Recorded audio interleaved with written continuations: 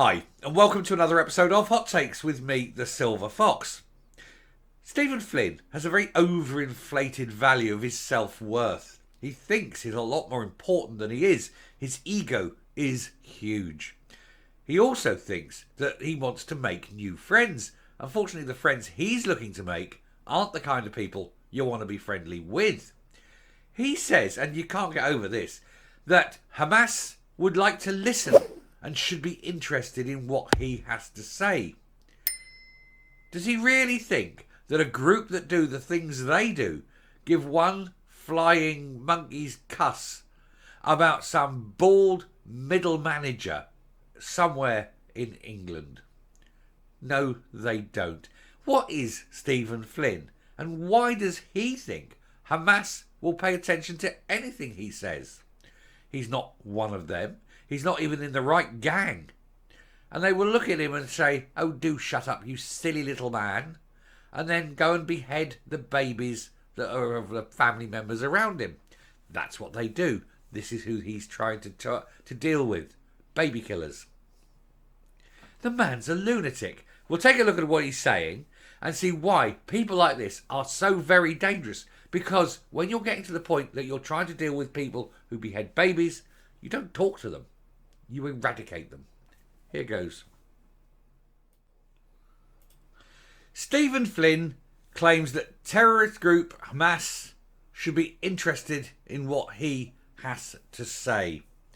I'm thinking that people will be completely astounded by the sheer arrogance and conceit of a very ineffective, useless, stupid, uneducated, inexperienced man who thinks he knows what's going on in the mind of baby killers. They are not in one least bit interested in what Stephen Flynn has to say. To be honest, we're not interested in what Stephen Flynn has to say. His constituents aren't interested in what Stephen Flynn has to say. I'm sure his wife isn't interested in what Stephen Flynn has to say, because he's always wrong. He's in the SNP. He's on the wrong side of every single argument. And they, a pro-Hamas group, of course, show where their true feelings lie. They are pro-baby killers. They've made that clear. And that's not surprising when you look at the gang members who happen to be leading the party. The SNP Westminster leader was also quizzed about his party's position on the war in Gaza, as his ceasefire calls is similar to Lord Cameron wanting an immediate pause to fighting. No, the pause in fighting comes when the Gazans hand over the hostages. Until then, there should be no pause. There should be none. If someone stole and took your child, would you just say, "Well, actually, we'll stop looking now. We'll stop. Well, that's fine. That's fine. You can keep my child." Would you do that? No, of course you wouldn't. That's a stupid thing to do. What you do is you fight, search. And if it means that people end their lives by denying you your child, so be it. I have no qualms. If it was my child, I would happily end the lives of other people to try and restore. Of course I would. Anyone would. It's called being a human being. And the Gazans, let's not remove them from this equation. The Gazans are all pro-Hamas. Every single one of them. There's not one of them that isn't pro-Hamas. And the Gazans have been told, you hand over the hostages and you hand over Hamas, and then it stops. And they're not doing it. It's a choice. And the great thing is, choices have consequences. And when you're facing those consequences, you have to realise that it's your choice to do that. You made this happen. And that's what's happening. They're finding out that actions have consequences. That's basically what's happening. Anyway, SNP Westminster leader Stephen Flynn, a lover of Hamas, the lover of killers of babies, claimed that both Israel and the group Hamas should be interested in what he has to say due to him simply being a UK politician. What an arrogant prick. The Nationalist MP faced a grilling over his repeated calls for a ceasefire in Gaza. He appeared on BBC Radio's Good Morning Scotland after writing to Sir Keir Starmer and Rishi Sunak demanding they join his party in calling for an immediate ceasefire. Their correspondence came before the Israeli government launched an attack on Rafah, where thousands of refugees are sheltering. Let's just finish that sentence, which they haven't done there. Where thousands of refugees are sheltering the Hamas terrorists. Got it? There we go. Mr. Flynn was asked if either Israeli President Benjamin Netanyahu or terrorist group Hamas were interested in what UK politicians had to say. He said Hamas and Benjamin Netanyahu should be interested in what British politicians say. Why? They don't give a flying monkey. They don't care. Why would they care? Especially, you're not even government. Why would they care what some failed lunatic would say on a subject of which he knows precisely the square root of bugger all? They don't care. He said, firstly, Israel, he said, should be interested because, of course, we sell arms to Israel. And we make a lot of money out of it, thank you very much. In fact, I'm surprised we're not selling to both sides. That's usually the British way.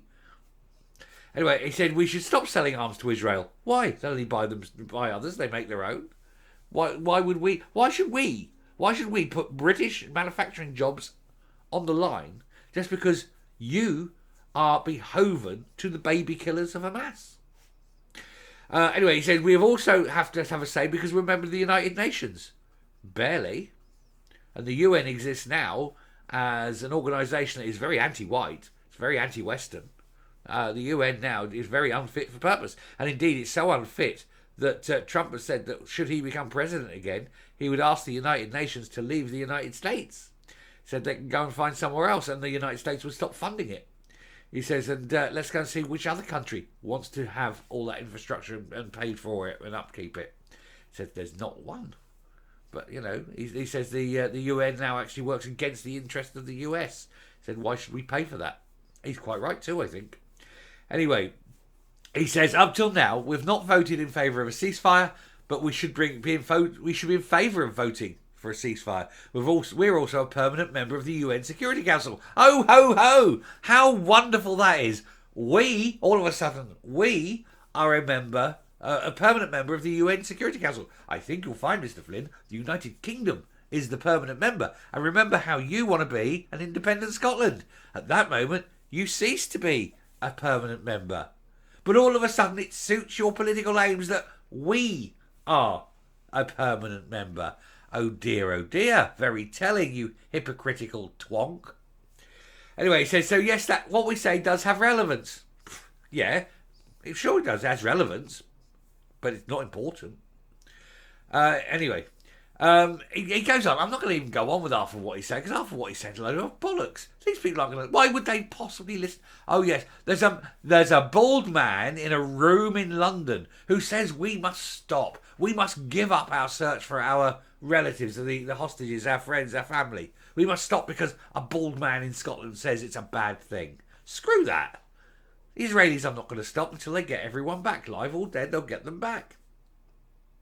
And if the people of Gaza want to carry on doing that, that's up to them. It's their choice. And they're not going to listen to old Beryl. Beryl has an overinflated ego. He has, for some reason, he thinks he's important. He's not even important in his own family. I'm coming up. Imagine going through life like Stephen Flynn, wandering around, telling people what they should do with their lives and believing that they will listen to you because, you know, you're important, you think, in your mind. Nobody listens to Stephen Flynn. Nobody cares. The man knows nothing. He's not an expert on anything except, I don't know, head polishing cream. It's about as far as it goes, isn't it? What else does he know? He's got no grip of economics. He's got no grip of world politics. Never served in the army. What does he know about military conflict? Nothing. Man's a prick. Anyway, I shall stop there. Thank you very much for watching. Do please hit that subscribe button, ring the bell, leave a like, leave a comment. Please share the video. And until next time, stay safe, stay well, and I will speak to you later.